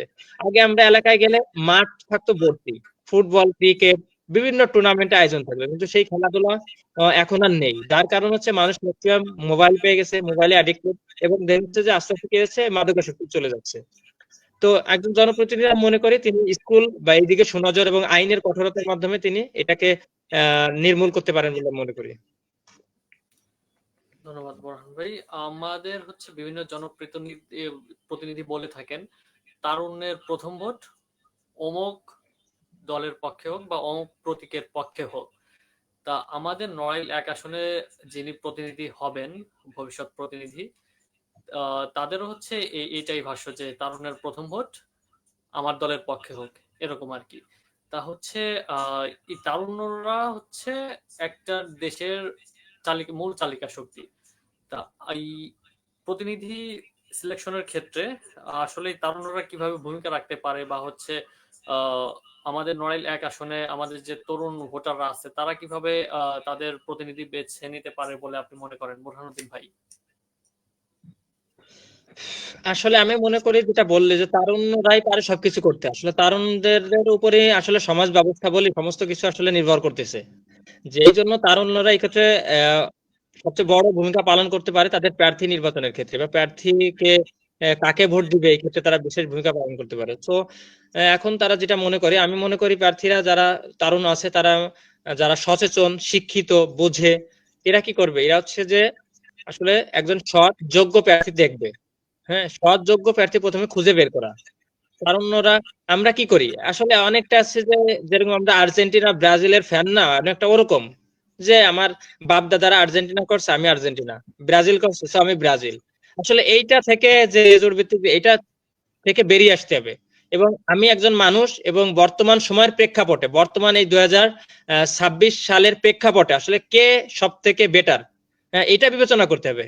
এই ক্ষেত্রে যদি আমরা এই অপশনটা নিতে পারি, এটাকে যদি আমরা আমাদের মূল মানদণ্ড হিসেবে ভাবতে পারি যে যুগোপযোগী, হ্যাঁ, যে বর্তমান সময়ের জন্য, বর্তমান যুগের জন্য এই বৈশ্বিক চ্যালেঞ্জ মোকাবেলার ক্ষেত্রে বা বাংলাদেশকে উন্নয়নের ক্ষেত্রে সর্বাধিক বিবেচনা করে কে যোগ্য, এই দিক থেকে যদি আমরা মনে করি, সেই ক্ষেত্রে হচ্ছে যে সেই ক্ষেত্রে আমরা যোগ্য প্রার্থীকে তারুণ্যরা যদি ভোট দেয়, আশা করি এটা আসলে ইফেক্টিভ হবে দেশের জন্য এবং নড়াইল 1 এর জন্য। একদম একদম। সানি ভাই আমাদের মাঝে আবার ফিরে এসেছেন। সানি ভাই, আমরা যেটি আলোচনা করছিলাম সেটি হচ্ছে আমাদের যে বিভিন্ন দলগুলো আছে, বাংলাদেশের রাজনৈতিক দল, তারা প্রচার করে থাকেন তারুণ্যের প্রথম ভোট অমুক প্রতীকের পক্ষে হোক। তা এই যে যে তারা তারুণ্যকে টানছে বা তারুণ্যের পক্ষে তারা কথা বলছে, তা এই জায়গাতে হচ্ছে নড়াইল 1 আসনের ভবিষ্যৎ প্রতিনিধি যিনি হবেন তিনি কিভাবে তারুণ্যদের কর্মসংস্থান হোক বা যে কোনো ক্ষেত্রে তিনি কিভাবে ভূমিকা রাখতে পারেন, তাদের উন্নয়নে কিভাবে কাজ করতে পারেন বলে আপনি মনে করেন? আমি প্রথমেই মাপ চেয়ে নিচ্ছি, আসলে আমার কিছু যান্ত্রিক ত্রুটির কারণে আর আসলে ইন্টারনেট সমস্যার কারণে আসলে আমি একটু এটা সমস্যা নাই। তো আসলে আমি যে জায়গাতে একটু কথা বলতে চাই সেটা হলো, আপনি দেখবেন সেটা হলো বাংলাদেশ রিসেন্টলি কিন্তু ডেমোগ্রাফিক ডিভিডেন্ড যেটাকে বলি, জনমেট্রিক লভ্যাংশ, বাংলাদেশে প্রায় 65% প্লাস, মানে 18 থেকে 35 বছর বয়সী যে জনগোষ্ঠীটা, মানে প্রায় 65% যদি চিন্তা করি, মানে এটা আসলে খুবই রেয়ার কেস। একটা দেশের এতগুলো জনগণ, মানে প্রায় 65%-এর উপরে মানে এত বড় একটা অংশ যারা তরুণ সমাজ, যারা মানে যে বাংলাদেশ কিন্তু সেই জায়গা থেকে জনমিত্রিক লভ্যাংশের মধ্যে আছে। তো যদি চিন্তা করি বাংলাদেশে রিসেন্ট যদি আরো দেখি যে তরুণ ভোটারদের প্রায় 45% প্লাস, মানে 45%-এর মতো প্রায় তরুণ ভোটার। এবং রিসেন্টলি আরো একটা ইনফরমেশন দিই, সেটা হলো এই বছর প্রায় 1 কোটি ভোটার নতুন নতুন মানে তারা ফার্স্ট টাইম ভোট দিবে এবং প্রথম প্রথম ভোটার হয়েছে। তো এই জায়গা থেকে যদি চিন্তা করি, আহ এই বছর ত্রয়োদশ জাতীয় নির্বাচন 2026-এর 12ই ফেব্রুয়ারি যে নির্বাচনটা হবে, এই নির্বাচনে তরুণ ভোটাররা একটা গেম চেঞ্জিং ট্রাম্প কার্ড হিসেবে কাজ করবে। তো এই জায়গা থেকে যেহেতু তরুণ ভোটারটা ট্রাম্প কার্ড হিসেবে কাজ করবে এবং যে দেশের এতগুলো প্রায় 45%, মানে মোট ভোটারের 45% তরুণ, সেই জায়গা থেকে তরুণদের ভোট যেদিকে যাবে আশা করা যায় সেই দল নির্বাচিত হওয়ার সম্ভাবনাই বেশি। ওই জায়গা থেকে আপনি যে প্রশ্নটা করেছেন সেটা হলো একজন তরুণ ভোটারকে কিভাবে একটি দল অথবা কোনো ব্যক্তি তার ভোট দেওয়ার পিছনে আকৃষ্ট করতে পারে। তো ওই জায়গা থেকে আসলে বলতে চাই, যদি আপনি গত নির্বাচনের কথা চিন্তা করেন, সেই জায়গা থেকে আমাদের থেকে যারা সিনিয়র, অর্থাৎ আমাদের বাকি যে 55% ভোটার আছে, তো ওই জায়গা তাদের চিন্তা ভাবনা আর তরুণদের চিন্তা ভাবনা কিন্তু এক হবে না। ওই যে আগের মতো যদি আপনি ওই প্ল্যান করেন যে আমি আগে যেভাবে নির্বাচন করেছি, যেভাবে ভোটার টেনেছি, ওই চিন্তা করলে আসলে মানে তরুণদেরকে ভোট দেওয়ার জন্য অনুপ্রাণিত করা সম্ভব নয়। তো তরুণদেরকে যদি আপনি অনুপ্রাণিত করতে চান, সেই ক্ষেত্রে আপনাকে কিছু মানে পদক্ষেপ নিতে হবে। যদি আমি যদি এখানে কিছু পয়েন্ট আউট করে দেখি, যেমন আপনি যদি খেয়াল করেন, মানে আপনি আগে যেমন আমাদের যারা সিনিয়র আছে তাদের ভোট দিত কোনো প্রতীক দেখে অথবা দলীয় চিন্তা করে, কিন্তু এবছর তরুণরা কিন্তু সেভাবে ভোট দিবে বলে আমার মনে হয় না। তো আমি মনে করি তরুণরা কোন দিকটা বেশি পছন্দ করে এবং করতে পারে বলে আমার মনে হয়, যেমন একজন ভোটারকে অবশ্যই সৎ হতে হবে এবং নৈতিক দিক দিয়ে তাকে দৃঢ় থাকতে হবে। দ্বিতীয়ত হলো একজন একজন জনপ্রতিনিধি যিনি হবেন, তিনি যদি নিজের বিবেকের কাছে স্বচ্ছ না হন, তো রাষ্ট্রের পাহারাদার কিভাবে হবে? তো নিজের বিবেকের দিক থেকে তাকে স্বচ্ছ হইতে হবে, ক্লিন ইমেজের হইতে হবে। ক্লিন ইমেজ বলতে হলো আমরা যদি চিন্তা করি যে বর্তমানে নড়াইল একে যে কয়জন আপনার প্রার্থী আছে, যদি আমি চিন্তা করি, তারা কিন্তু আসলে এখন পর্যন্ত নড়াইল এক থেকে সংসদীয় প্রার্থী মানে সংসদ সদস্য হিসেবে সংসদে যেতে পারে নাই। তো এই জায়গা থেকে আসলে যে আপনি ওই দৃষ্টিকোণ থেকে চিন্তা করেন যে প্রার্থী বাছাইয়ের ক্ষেত্রে প্রার্থী যারা আছেন তাদেরকে তো আসলে ওই সংসদ সদস্য হিসেবে কেউ দেখে নাই। তো ওইটা মানে তাকে নির্বাচিত করার মতো ওইটা কোনো ক্রাইটেরিয়া না। তো ওই জায়গা থেকে একজন জনপ্রতিনিধি ক্রাইটেরিয়া মানে আমরা তরুণরা কিভাবে দেখতে পারে, সেক্ষেত্রে আমি যেটা বলেছিলাম প্রথমেই, তাকে সৎ এবং নৈতিকভাবে দৃঢ় থাকতে হবে। দ্বিতীয়ত হলো যেটা বললাম ক্লিন ইমেজ, তার অতীত যে কর্মকাণ্ডটা সেটাও দেখতে পারে।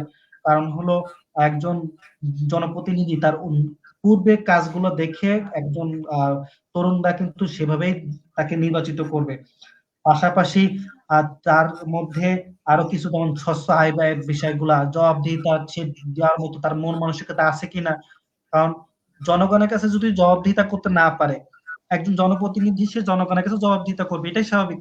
এখন এমন কোন জনপ্রতিনিধি তরুণরা মানে নির্বাচিত করবে না যাদের মধ্যে জবাবদিহিতার এই সংস্কৃতিটা না থাকবে।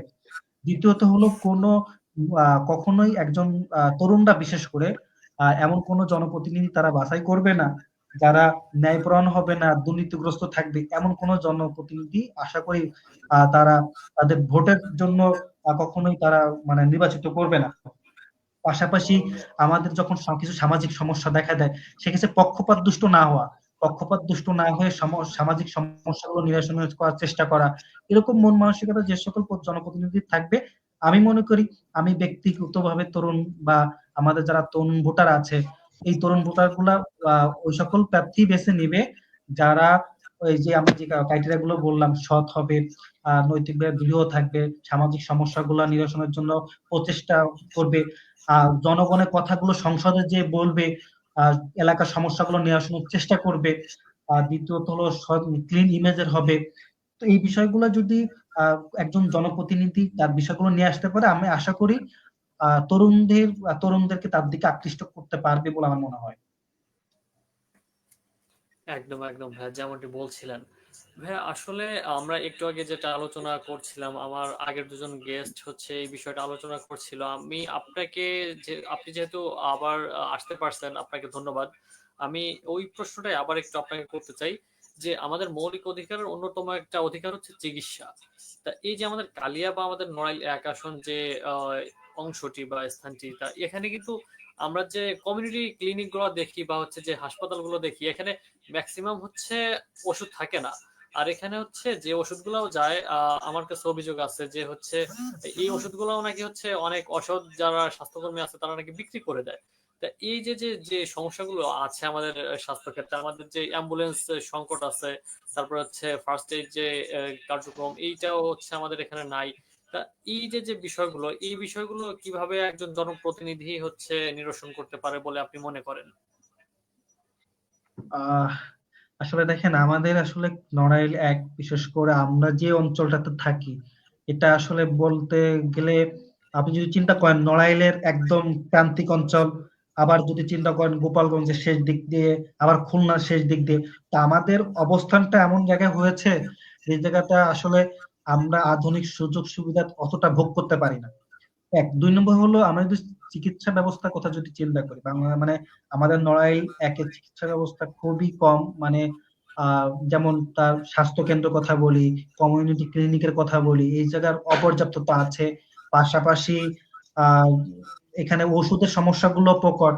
আমরা যদি চিন্তা করি আমাদের উপজেলার মধ্যে কালিয়া স্বাস্থ্য কমপ্লেক্স একটা আছে, তো কালিয়া স্বাস্থ্য কমপ্লেক্সের আহ ডাক্তার পর্যাপ্ততা আছে কিনা, সেখানে রোগীর পর্যাপ্ত চিকিৎসা পাচ্ছে কিনা, ওষুধের পর্যাপ্ত আছে কিনা, আমার মনে হয় একজন জনপ্রতিনিধি এ পর্যন্ত যারা ছিল কতবার খোঁজ নিয়েছে সেটা আমার জানা নেই। তো তারা যদি একটু খোঁজ খবর নিতেন, তার এলাকার কি সমস্যা আছে, মানুষ তার মানে যার মৌলিক অধিকার যে চিকিৎসাটা সে পর্যাপ্ত পাচ্ছে কিনা, পর্যাপ্ত ওষুধ পাচ্ছে কিনা, যদি সে একটু পর্যবেক্ষণ করতো, একটু যদি হসপিটালে যেত, তাহলে আসলে সমস্যাগুলো আর থাকতো না। আরেকটা জিনিস হলো, একটা জিনিস খেয়াল করবেন, সেটা হলো একজন জনপ্রতিনিধি যখন হয়ে যায়, তার কোনো সমস্যা দেখা দিলে সে কখনোই কালিয়াতে অথবা স্থানীয় পর্যায়ে কোনো ডাক্তার দেখাবে না। সে কি করবে, হয় ঢাকাতে শিফট করবে অথবা দেশের বাইরে চলে যাবে। তো একজন জনপ্রতিনিধি তার চিকিৎসার জন্য যদি সে দেশের বাইরে চলে যায় অথবা ঢাকাতে ভালো কোনো প্রাইভেট হসপিটালে দেখায়, তাহলে তার এলাকার মানুষজন কি দেখাবে? তো আমার মনে হয় জনপ্রতিনিধিরা তারা যদি এলাকাতে তাদের মানে তাদের নিজেদের চিকিৎসার ব্যবস্থা করতেন, তাহলে আমার মনে হয় না এই সমস্যাটা থাকতো। যখন দেখতেন, আমি ধরেন একজন জনপ্রতিনিধি, সে কালে স্বাস্থ্য কমপ্লেক্সে গিয়েছে, এখন তার কোনো সমস্যা দেখা দিয়েছে, সে যখন গেছে তখন সে পর্যাপ্ত চিকিৎসা পাচ্ছে না, তখন সে অনুভব করতে পারতেন, ফিল করতে পারতেন না যে আমার এলাকায় একটা চিকিৎসা ব্যবস্থা আরো উন্নত করা দরকার। এর জন্য আমাকে সংসদে গিয়ে কথা বলা, আমাকে এর জন্য জবাবদিহিতা করা। তো এই জবাবদিহিতার জায়গাটা আসলে যদি আরো স্বচ্ছ করা যায়, স্বচ্ছতা এবং জবাবদিহিতা যদি এই কালচারটা আরো বেশি বিল্ড আপ করায়, এবং জনপ্রতিনিধিরা যদি জনগণের কাছে আসতে পারে, তাদের মনের কথাগুলো শুনতে পারে, তাদের মনের কথা সংসদে যে বলতে পারে, আমার মনে হয় না এই চিকিৎসা ব্যবস্থার সমস্যা দূর করা খুব বেশি মানে সমস্যা। তো এটা যদি জনপ্রতিনিধিদের তাদের আগ্রহ থাকে এবং সদিচ্ছা থাকে, তাহলে এই সমস্যাটা নিরসন করা সম্ভব। ধন্যবাদ ভাইয়া। ভাইয়া, এখন হচ্ছে আমি একটু অন্য প্রশ্নে যেতে চাই। সেটা হচ্ছে আমাদের যে জনপ্রতিনিধিগুলো হয়, সেটা হচ্ছে তাদের, এইটা সব জায়গারই একটা প্রবলেম, যে হচ্ছে স্বজন প্রীতি। এই যে আমাদের গ্রামগঞ্জে যে হচ্ছে বিভিন্ন ভাতা দেওয়া হয়, বিভিন্ন কার্ড দেওয়া হয়, এই কার্ড বাণিজ্য করে হচ্ছে আমাদের স্থানীয় প্রতিনিধিগণ হচ্ছে আহ আমাদের যে প্রান্তিক মানুষ আছে তাদের সাথে একটা বেইনসাফি করে। তা এই যে যে এই জায়গাগুলো হচ্ছে আমাদের যে ভবিষ্যৎ নড়াইল এক আসন থেকে যিনি প্রতিনিধি সংসদে যাবেন, তিনি এই জায়গাটি কিভাবে নিরসন করতে পারে, আপনি একটু যদি বলতেন। কারণ আমাদের যাদের হচ্ছে এই কার্ডগুলো পাওয়ার কথা, ম্যাক্সিমাম ক্ষেত্রে তারা পায় না। আর যারাও পায় তাদের হচ্ছে ওই যে আমাদের স্থানীয় যে মেম্বার চেয়ারম্যান থাকে, তাদের কিন্তু হচ্ছে ওই তাদের টাকা দিয়ে আবার হচ্ছে কার্ডটা নিতে হয়। তো তাহলে এই জায়গা থেকে হচ্ছে আমি বোরহান ভাইয়ের কাছে জানতে চাইবো যে হচ্ছে এই একজন জনপ্রতিনিধি এটা কিভাবে স্বজনপ্রীতি বন্ধ করতে পারেন, বা আপনার মতামত কি যে হচ্ছে আপনার যে প্রতিনিধি হবেন তিনি এটা কিভাবে এই বন্ধ করবেন, আপনার সাজেশন কি হবে তার প্রতি? বোরহানুদ্দিন ভাই। মাহতাজ, আমি একটু, হ্যাঁ, আমি ফুল ক্লিয়ার শুনতে পাইনি, সমস্যা ছিল, তার একবার একটু যদি রিপিট করতে। আচ্ছা আচ্ছা আচ্ছা ভাই, আমি একটু আবার ক্লিয়ার করি যে হচ্ছে আমাদের যে কার্ডগুলো দেওয়া হয় বিভিন্ন সরকারি ভাতা, তারপর হচ্ছে বিভিন্ন ওই চালের কার্ড বা হচ্ছে বিভিন্ন বয়স্ক ভাতা, এরকম বিভিন্ন যেসব কার্ড আছে, তা এই সব জায়গায় দেখা যায় যে অনেক স্বজনপ্রীতি হয়। আবার হচ্ছে চাকরির ক্ষেত্রে হচ্ছে স্থানীয় চাকরির ক্ষেত্রে অনেক সময় দেখা যায় যে আমার এই যে অমুক আছে আমাকে একটু দিয়ে দিতে হবে, এরকম বিভিন্ন জায়গায় দেখা যায়। এমনি কৃষকের যে একটা ভাতা দেয় হচ্ছে কৃষক কার্ডের মাধ্যমে, তা সেই জায়গাতে হচ্ছে দুর্নীতি বা হচ্ছে স্বজনপ্রীতি দেখা যায়। তা এই জায়গাটা হচ্ছে আপনার জনপ্রতিনিধি কিভাবে এটাকে নিরসন করতে পারে, বা আপনার তার প্রতি কি সাজেশন থাকবে যে আপনি এটাকে কিভাবে কমিয়ে আনতে পারবেন বা হচ্ছে এটা নিরসন করবেন? আসলে, হ্যাঁ, আসলে এই যে যে কার্ড বিতরণ সামগ্রী দেওয়ার সময় যে বৈষম্য এলাকায়, যে আসলে যার পাওয়ার কথা সে পাচ্ছে না, পাচ্ছে কে, পাচ্ছে হচ্ছে দলীয় লোক বলতে প্রতিনিধির কাছের লোক, অথবা তার কাজে আসবে, অথবা ভোট দিতে পারবে, বা তার গোষ্ঠীতে অনেকগুলো ভোট আছে, এই টাইপের লোক সংখ্যাকে বন্টন করে দেওয়া হয়। মূলত যে আসলে পাওনাদার, যার আছে আসলে হক আছে, বা যে আসলে রাষ্ট্রীয় ভাবে যোগ্য, সে পাচ্ছে না। তো এই ক্ষেত্রে সবচেয়ে এই বড় ভূমিকা প্রতিনিধির আসলে এখানে মন মানসিকতা বা এটা চেঞ্জ আনতে হবে। হ্যাঁ, এবং হচ্ছে যে সরকার প্রদত্ত যে নিয়মের প্রতি বা আইনের প্রতি শ্রদ্ধাশীল হতে হবে। হ্যাঁ, একজন গণপ্রতিনিধি তিনি তো আসলে সমাজের প্রধান। কিন্তু আসলে একজনের ভোটে তিনি নির্বাচিত হন নাই, বা কোনো নির্দিষ্ট গোষ্ঠী তিনি হন নাই, কিন্তু সবার ভোটে হয়েছেন। এই জন্য আসলে সবার কথা তাকে মাথায় রেখে, যে যোগ্য, যে আসলে পাওয়ার মতো দরকার, যে নিডি, এই লোকগুলোকে খুঁজে বের করতে হবে। এবং এই ক্ষেত্রে একটা বিশেষ হইতে পারে যে আমরা যারা এলাকায় কিছু যারা সংগঠন হইতে পারে, হ্যাঁ, কিছু স্কুল টাইপের বা কলেজ পড়া স্টুডেন্ট বা এরকম স্বেচ্ছাসেবক টাইপের কিছু সংগঠন এরা হইতে পারে। আমার একটা পরামর্শ, যারা এই নামগুলো কালেক্ট করতে পারে, তারা কোনো দেখবে না কে দল করে কে করে না, কে কোন ধর্মের, কে কোন জাতের, বা কে কোন গোষ্ঠীর, কে কোন বাড়ি, এটা দেখবে না। তারা একটা নামগুলো কালেক্ট করতে পারে, এবং সেইগুলো তারা কি করতে পারে, জনপ্রতিনিধির কাছে দিতে পারে, এবং জনপ্রতিনিধি লিখে একটা সমন্বয় করে, একটা ব্যালেন্স করে সেই নামগুলো অনুযায়ী কার্ড বিতরণ করতে পারে এবং বিনামূল্যে দিতে পারে। কারণ আসলে এগুলো তো সরকার থেকে বিনামূল্যে দিয়ে নেওয়া হয়। সময় কি করে, অসৎ উপায় অবলম্বন করে, দেখা যাচ্ছে যে যারা প্রতিনিধি এরা তাদের কাছ থেকে টাকা নেয় বা অন্য কোনো কিছুর বিনিময়ে তাদেরকে কাটতে দেয়। আমি আশা করি এই ক্ষেত্রে জনপ্রতিনিধিরা সচেতন হবেন, এবং আরো নতুন যে বাংলাদেশ আসতেছে সেই ক্ষেত্রে তারা এই ধরনের আগে আর করবে না। যারা নতুন প্রতিনিধি হবেন তারা নতুন ভাবে বাংলাদেশকে গড়বেন, এবং যারা পাওয়ার যোগ্য তারা মূলত তারা এই কার্ডগুলো প্রদান করবেন বলে আশা করি। রিয়াদ, আপনি এই বিষয়টিকে কিভাবে দেখছেন যে হচ্ছে স্বজন প্রীতির যে ধন্যবাদ। বিষয়টা জনপ্রতিনিধিদের, এটা আসলে আমাদের ভবিষ্যৎ যে জনপ্রতিনিধি হবেন তিনি এটা কিভাবে নিরসন করতে পারবেন বা এটি এড়িয়ে থাকবেন? ধন্যবাদ। আমরা এর আগে অনেক জনপ্রতিনিধির কাজকর্ম দেখেছি। তাদের কর্মকাণ্ডের মাধ্যমে আমরা বুঝতে পেরেছি যে আমাদের এই ধরনের জিনিসগুলো বিতরণের ক্ষেত্রে অনেক দুর্নীতি, স্বজনপ্রীতি হয়। তবে আমার যে একটা পার্সোনাল অপিনিয়ন বা সাজেশন থাকবে সেটা হচ্ছে, সর্বপ্রথম ওই জনপ্রতিনিধির মাঝে ট্রান্সপারেন্সি থাকতে হবে, নিজের মাঝে স্বচ্ছতা আগে বজায় রাখতে হবে। পরবর্তীতে যে স্থানীয় পর্যায়ে লোকাল গভর্নমেন্ট, যেমন ইউনিয়ন পর্যায়ের চেয়ারম্যান বা মেম্বার যারা এই কাজগুলো বিতরণে মুখ্য ভূমিকা পালন করে, তাদের হচ্ছে সার্বক্ষণিক জবাবদিহিতার মাধ্যমে থাকতে হবে। জবাবদিহিতা, জনপ্রতিনিধি যে থাকবেন, মেম্বার অফ পার্লামেন্ট, উনি সকল চেয়ারম্যান মেম্বারকে একসাথে নিয়ে প্রতিনিয়ত জবাবদিহির মাধ্যমে তাদেরকে সঠিক নিরীক্ষার মাধ্যমে এই জিনিসগুলো নিশ্চিত করতে হবে যে সত্যিকারের প্রকৃত অর্থে যারা দরিদ্র বা এটা পাওয়ার যে যোগ্য, ওই ব্যক্তিগুলা এই কার্ডগুলা বা এই সুযোগ সুবিধা বা ফ্যাসিলিটিস পাচ্ছে কিনা। ধন্যবাদ রিয়াদ। আমি এখন শিহাব আলী সানি ভাইয়ের কাছে তার একদম ব্যক্তিগত জায়গা থেকে, আমরা প্রায় অনুষ্ঠানের শেষ পর্যায়ে চলে এসেছি, শিহাব আলী সানি ভাইয়ের ব্যক্তিগত জায়গা থেকে আমি তিনজনের কাছ থেকে শুনবো। প্রথমে সানি ভাইয়ের কাছ থেকে শুনতে চাই।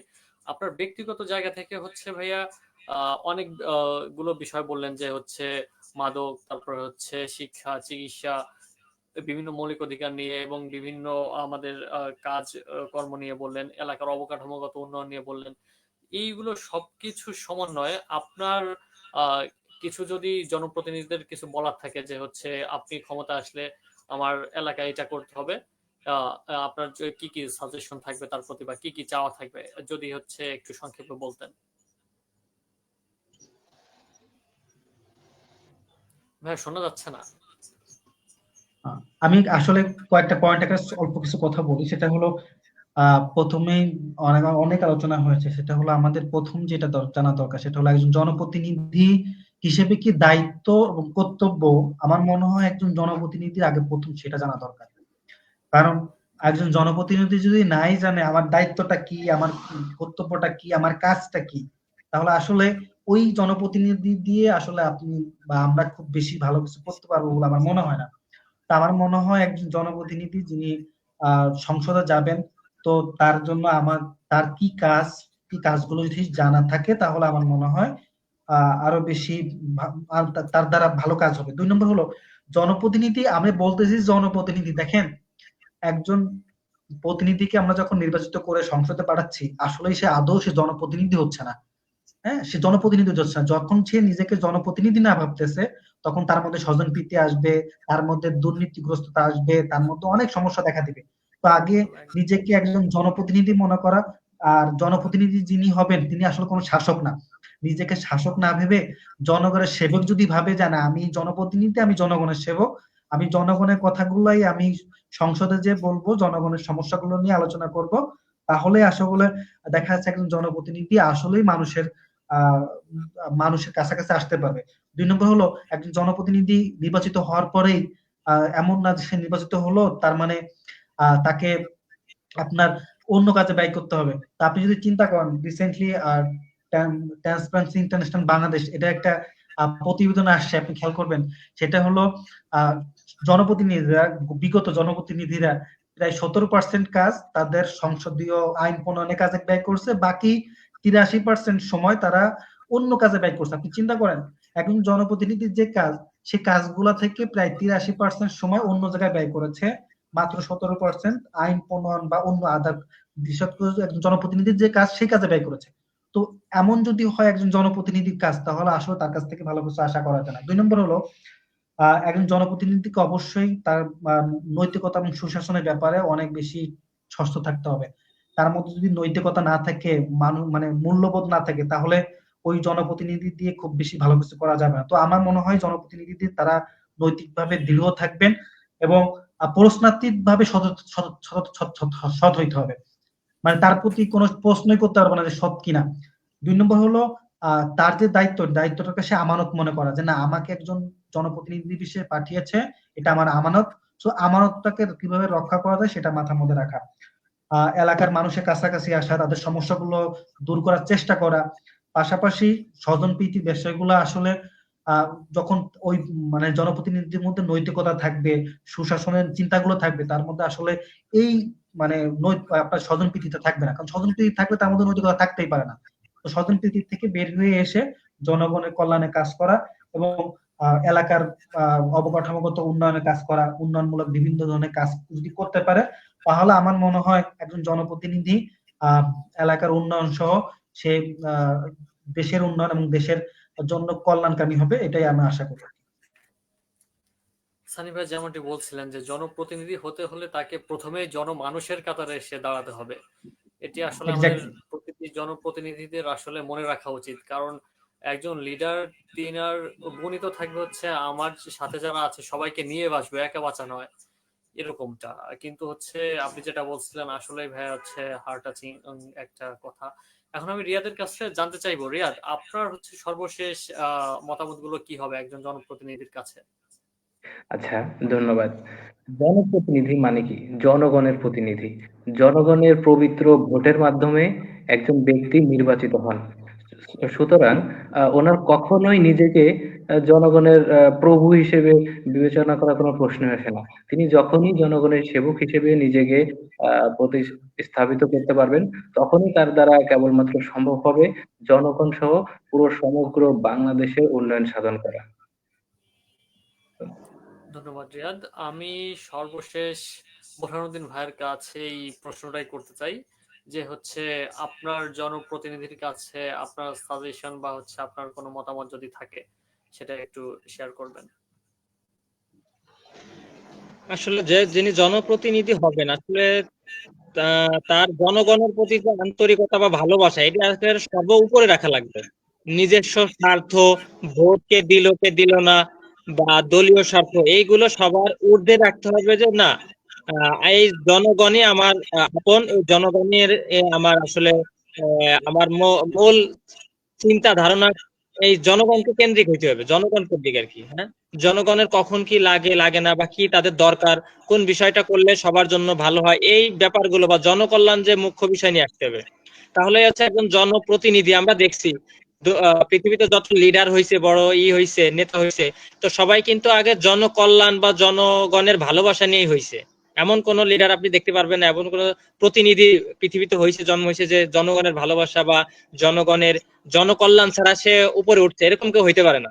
যে যত বেশি জনকল্যাণ করে, আপনি দেখবেন সারা বাংলাদেশে তো অনেকগুলোই প্রতিনিধি হয়, অনেকগুলো সংসদীয় আসনে নির্বাচন করে সংসদ সদস্য হয়, সবার প্রতি কিন্তু জনগণের ভালোবাসা এক থাকে না।